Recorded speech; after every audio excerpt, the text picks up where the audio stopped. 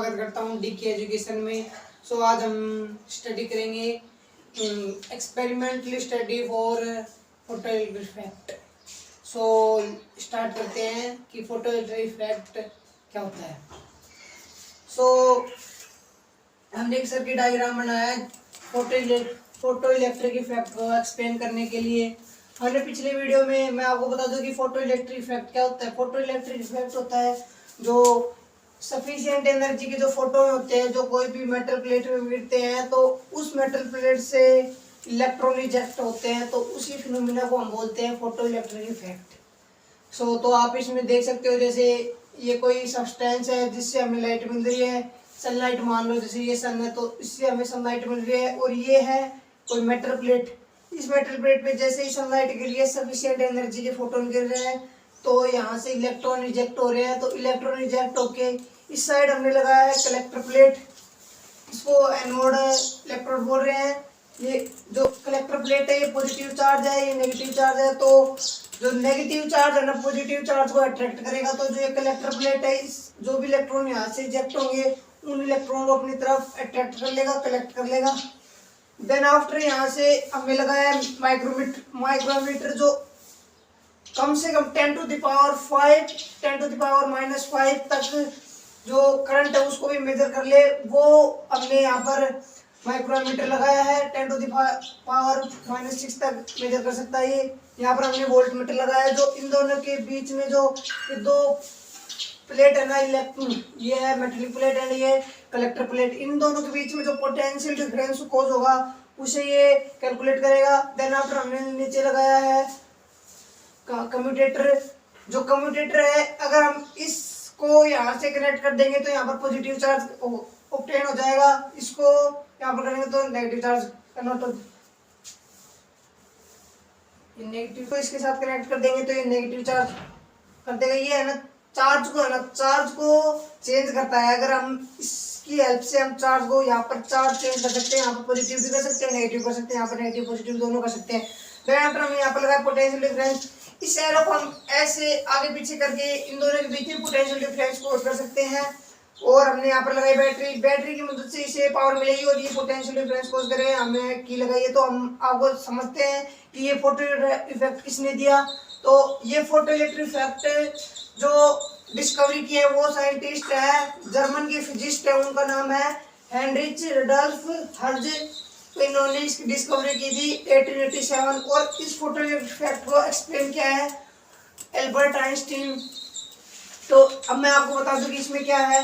जो photo effect, अगर हम कोई भी सफिशिएंट लाइट इस मेटल प्लेट पे अगर हम डालेंगे तो यहाँ से इलेक्ट्रॉन रिजेक्ट होंगे, कलेक्टर प्लेट इसको कलेक्ट करेगी, इसमें इसमें रीडिंग आएगी, ये मेजर करेगा कितना करंट है, ये वोल्ट मीटर मेजर करेगा। अगर हम यहाँ पर इलेक्ट्रॉन जो ये फोटोन है ना, ये यहाँ पर इलेक्ट्रॉन को रिजेक्ट करेंगे ना, यहाँ पर इसके हिसाब से यहाँ पर पोटेंशियल होगी। जैसे यहाँ पर इलेक्ट्रॉन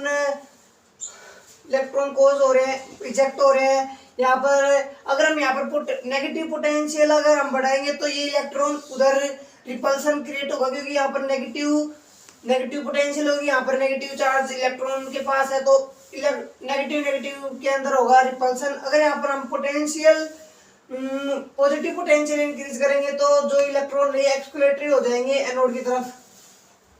ये हम पोटेंशियल डिवाइडर की हेल्प से इसके अंदर जो पोटेंशियल डिफरेंस है वो खोज करेंगे। तो अब हम बताते हैं कि जो अल्बर्ट आइंस्टीन है, उन्होंने इस फोटो इफेक्ट को कैसे एक्सप्लेन किया। सो स्टार्ट करते हैं, इसको इरेज करते हैं। So according to Einstein photo electric equation है। अल्बर्ट आइंस्टीन ने जो फोटो इलेक्ट्रिक इफेक्ट है वो by quantum nature of light के द्वारा एक्सप्लेन किया। तो उन्होंने कहा था कि जो वन फोटोन है वो अपनी पूरी एनर्जी है ना 1 इलेक्ट्रॉन को दे देता है, और जो एनर्जी फोटोन इलेक्ट्रॉन को देता है ना, तो वो एनर्जी 2 वर्क करती है। एक वर्क तो पहला वर्क है जो इलेक्ट्रॉन को है ना मेटल प्लेट से बाहर निकालने का वर्क करती है, एक वर्क तो, और जो दूसरी है जो पहला वर्क करने के बाद जो एनर्जी बच जाती है वो काइनेटिक एनर्जी बन जाती है उन इलेक्ट्रॉन की। जैसे जो ये एक मेटल प्लेट है, जैसे ये फोटोन गिर रहे हैं इसके ऊपर, तो ये इलेक्ट्रॉन, ये तो पहला वर्क हो गया, जो इलेक्ट्रॉन रिजेक्ट हो रही है तो पहला वर्क हो गया। अब जो इस मेटल प्लेट से, जो इस मेटल प्लेट का जो वर्क फंक्शन है ना, उसके इक्वल जो पहले वर्क में है, जो पहला वर्क है जो इलेक्ट्रॉन को इजेक्ट करती है प्लेट से, वो एनर्जी वर्क फंक्शन के इक्वल हो गई। जैसे इस मेटल प्लेट का जो वर्क फंक्शन है वो हो गया 2 न्यूटन, मान लो 2 जूल, न्यूटन नहीं 2 जूल है। तो जो इसके लिए जो इस फोटोन के पास मान लो 4 जूल एनर्जी है, इन फोटोन के पास जो 2 जूल जो एनर्जी होगी वो तो इलेक्ट्रॉन को बाहर करने के लिए वेस्ट हो जाएगी, और जो 2 जूल और बचेगी 4 में से, वो हो जाएगी इसकी काइनेटिक एनर्जी, जो ये इलेक्ट्रॉन है। तो ये दो वर्क हैं जो फोटोन जो एनर्जी देता है इलेक्ट्रॉन के लिए, वो दो वर्क हैं जो एनर्जी करती है, वो दो वर्क है ये। और वर्क फंक्शन को हम डिनोट करते हैं फाई नोट से। तो इसी स्टेटमेंट से इक्वेशन बन गई, जैसे जो फोटोन की एनर्जी हो गई h न्यू, फोटोन की एनर्जी होगी, और वर्क फंक्शन जो एनर्जी होती है, जो वर्क फंक्शन है ये भी तो एनर्जी का ही टाइप है, तो इसको भी हम डिनोट करते हैं, हमने पिछली वीडियो में पढ़ा है। और एंड काइनेटिक एनर्जी,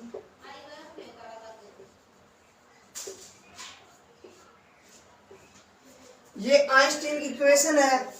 आगे हम इस इक्वेशन को लेके आगे हम प्रूव करेंगे, जो थ्रेशोल्ड फ्रीक्वेंसी से जो नीचे जो फ्रीक्वेंसी होगी ना, उसके लिए फोटो इलेक्ट्रिक इफेक्ट होगा ही नहीं। इस इक्वेशन से हम आगे प्रूव करेंगे। आगे एक टॉपिक है, उसमें हमें पूरा टॉपिक दिया है कि जो आइंस्टीन इक्वेशन के द्वारा हमें पता है कि जो फोटो इलेक्ट्रिक इफेक्ट है वो किस पे डिपेंड करता है, और थ्रेशोल्ड फ्रीक्वेंसी से नीचे जो फ्रीक्वेंसी है उसके लिए ये नहीं होगी। अब अगर हम यहाँ से काइनेटिक एनर्जी निकालना चाहें तो h nu minus h nu naught is equal to kinetic max. जो इलेक्ट्रॉन इजेक्ट हो रहे हैं उनके लिए जो दूसरा वर्क है, जो काइनेटिक एनर्जी में कन्वर्ट हो रही है जो एनर्जी, अगर उसकी हमें काइनेटिक एनर्जी निकालनी है उन इलेक्ट्रॉन की, तो हमें ये फॉर्मूला यूज में ले लेगा। यहाँ से हम h को कॉमन ले लेते हैं, न्यू माइनस न्यू नॉट। तो हमें अगर इसकी फ्रीक्वेंसी दे रखी है, जैसे हमें एनर्जी दे दी, तो एनर्जी हम फ्रीक्वेंसी निकाल लेंगे। तो जैसे एग्जांपल मान लो, जैसे हमें फोटोन की एनर्जी दे दी हमें 4 जूल, और हमें इसका वर्क फंक्शन दे रखा है 2 joule.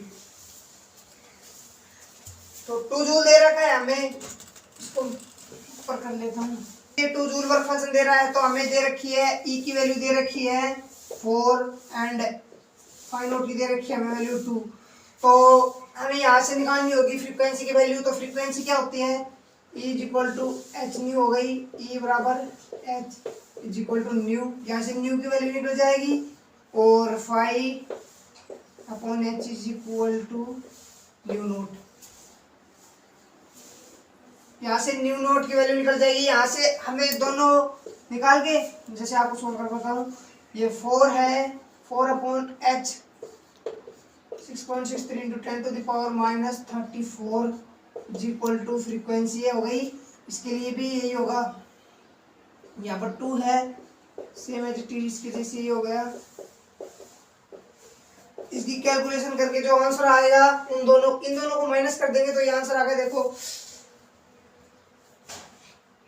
h is equal to इन दोनों की minus 4 into 6 into 6 3 10 to the power minus 34 into 6 into 6 3 into 10 to the power minus 34 is equal to kinetic max. यहाँ पर करता हूँ मैं, जो ये है ये ऊपर ले लेते हैं, काइनेटिक मैक्स हो गई। यहाँ पर h है, अब h कॉमन ले लेते हैं यहाँ से, h अपॉन ये नीचे जो ये है इसको हम कॉमन ले लेते हैं, 6 into 6 into 10 to the power minus 34 common ले लिया हमने, और ये हो गया 4 माइनस 2। तो h की वैल्यू प्लैंक्स कांस्टेंट है, तो इसकी वैल्यू भी यही होगी जो नीचे दे रखी है हमें, सेम एज इट इज इसकी जैसी है ये। तो यहाँ पर ये भी ये हो गया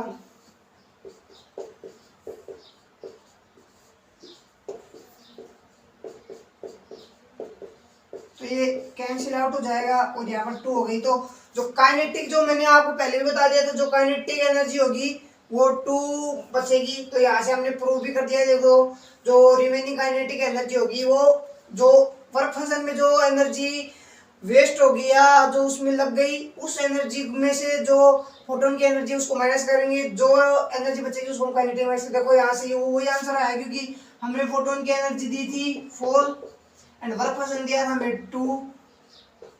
तो 4 में से अगर हम 2 माइनस करेंगे तो सीधा सीधा आंसर काइनेटिक मैक्स आ गया। तो इस फॉर्मूले से हमने प्रूव करके बता दिया कि जो जो दूसरा होगा उसकी काइनेटिक एनर्जी की इक्वल होगा। तो देखो इसका आंसर 2 हो गया।